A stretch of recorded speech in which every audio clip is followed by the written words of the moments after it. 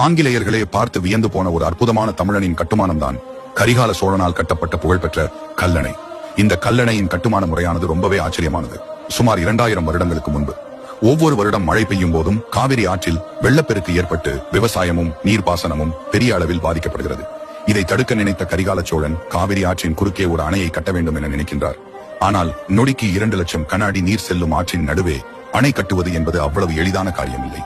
இருந்தாலும் தன் சிந்தனையில் இருந்து மாறாத கரிகாலன் எப்படியாவது அணை கட்டியே தீர வேண்டும் என நினைக்கின்றார். அப்போது ஒரு பெரிய கல்லை காவிரி ஆற்றின் குறுக்கே போடுகின்றனர். அந்த கல்லானது மண் அரிமானத்தின் காரணமாக காவிரி ஆற்றின் அடியில் புதைந்து விடுகிறது. இந்த முறையை பயன்படுத்தி ஒன்றின் மேல் ஒன்றாக கற்களை அடுக்கி கற்களின் இடையில் நீரில் கரையாத களிமண்ணை கொண்டு பூசி அணை கட்டப்படுகிறது. இந்த கல்லணை கட்டுவதற்கு சுமார் 30 ஆண்டுகள் தேவைப்பட்டது. உலகிலேயே வெறும் கற்களையும் களிமண்ணையும் மட்டுமே பயன்படுத்தி கட்டப்பட்ட முதல் அணை கல்லணை ஆகும். இதன் நீளம் 180 அடி, அகலம் 66 அடி மற்றும் உயரம் 18 அடி ஆகும்.